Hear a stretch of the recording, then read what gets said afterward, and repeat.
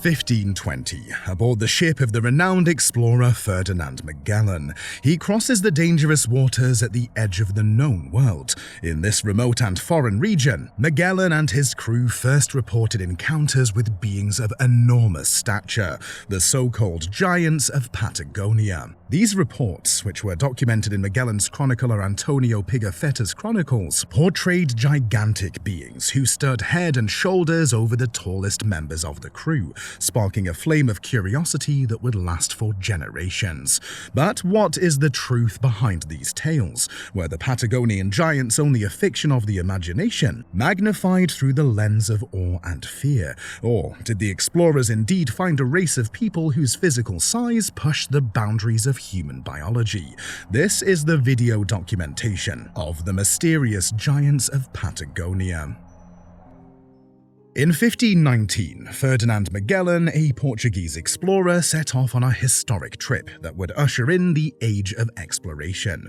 The Kingdom of Spain sponsored Magellan's fleet of 5 ships and over 250 soldiers, which set sail with the grandiose goal of discovering a western sea passage to the Spice Islands. This voyage, notable for its investigation of undiscovered territory, would result in one of the most exciting encounters of the Age of Investigation. As Magellan's fleet sailed over the Atlantic and around South America's southern tip, they were heading into largely unexplored waters, motivated by the prospect of discovery and the appeal of new territories. Magellan and his crew had an encounter in the distant and rocky region of Patagonia, a territory almost as mysterious as the sea itself that would grab the imagination of future generations. According to the chronicles of Magellan's scribe Antonio Pigafetta, their crew stumbled across a man of exceptional size on the beaches of Patagonia. According to Pigafetta's stories, this individual was a giant, standing substantially taller than the ordinary European male of the time.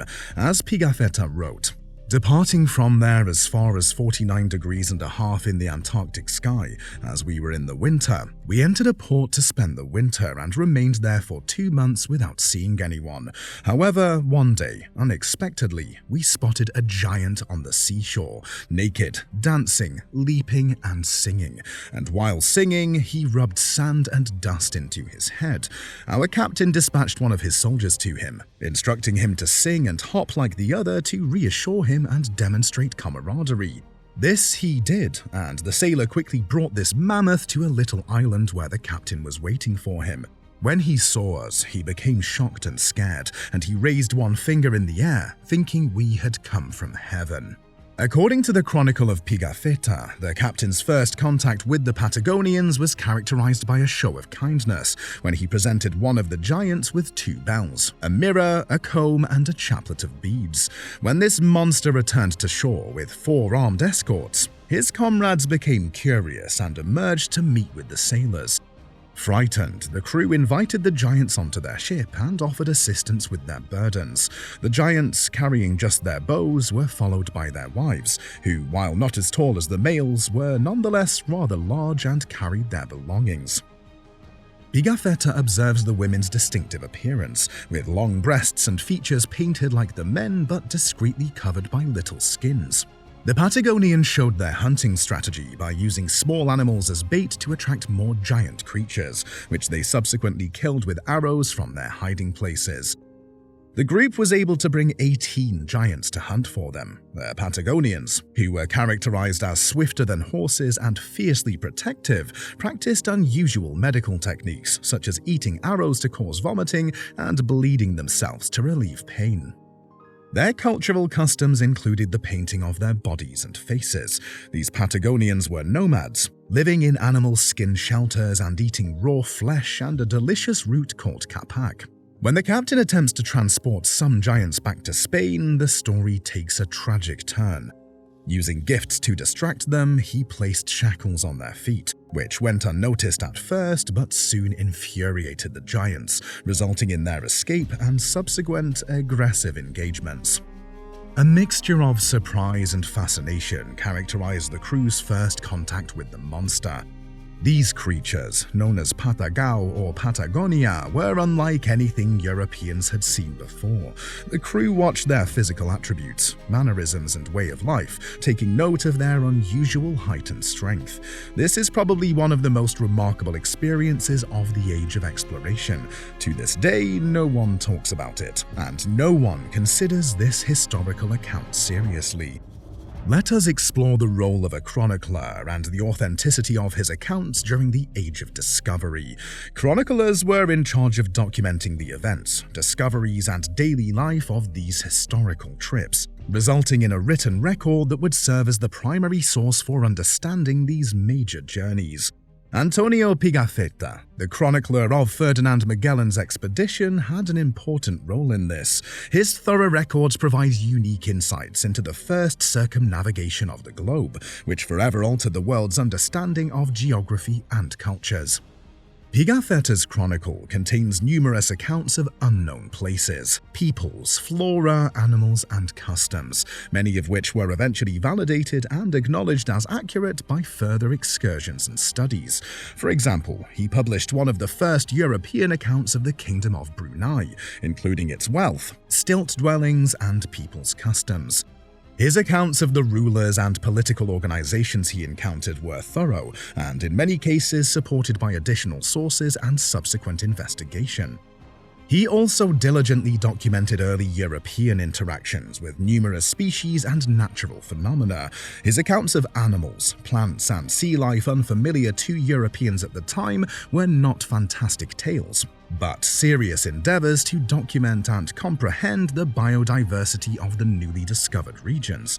For example, his descriptions of the baluco, a giant clam found in the Philippines, and the tamaror, a miniature water buffalo from the same area, were among the earliest European descriptions of these animals.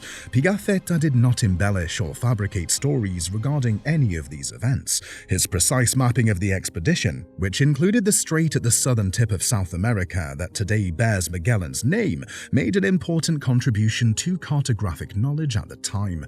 Given Pigafetta's precision and reliability in these areas, his depictions of the Patagonian giants have some plausibility. While it is crucial to treat these stories critically, the fact that many of Pigafetta's observations were later corroborated shows that his description of the Patagonian giants should not be ignored altogether. His chronicles are an intriguing piece of the puzzle in understanding one of history's most important voyages of discovery. As Magellan's historic voyage progressed, ending in the remarkable feat of circumnavigating the globe, the stories of the Patagonian giants captivated many people. Surprisingly, the incidence of witnessing giants was not limited to Ferdinand Magellan's trip. Historical documents show that other explorers from the time had similar experiences.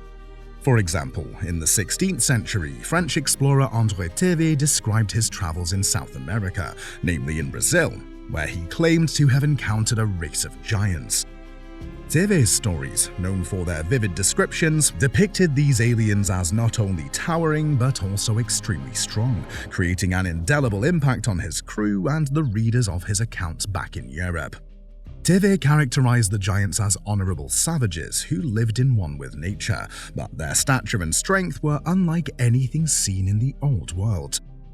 Another explorer, Sir Walter Raleigh, described encounters with giants during his voyages to South America, particularly in the Guiana region.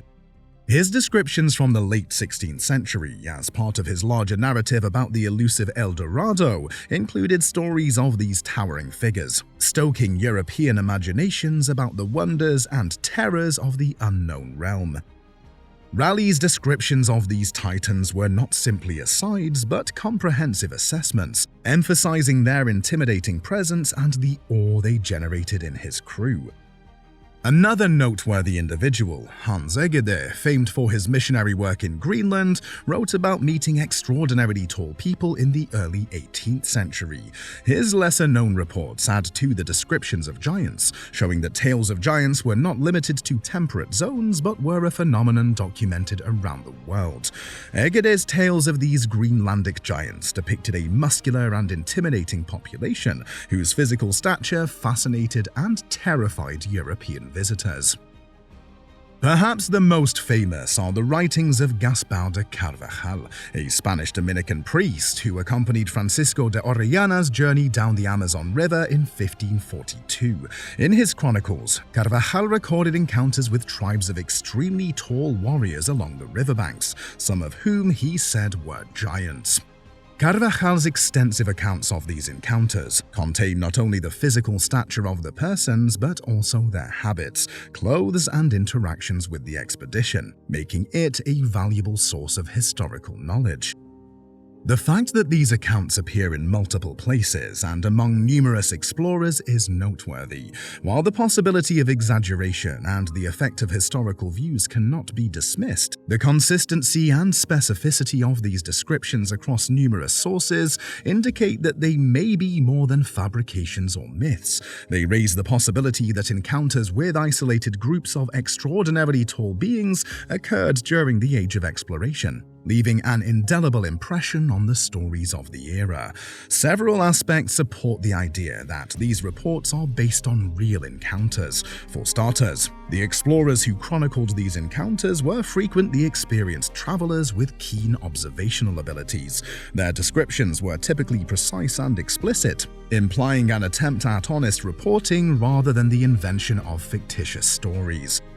Second, the fact that comparable reports of enormous encounters are reported by different explorers, often from different European nations, reveals a pattern that is difficult to reject as coincidence or fabrication.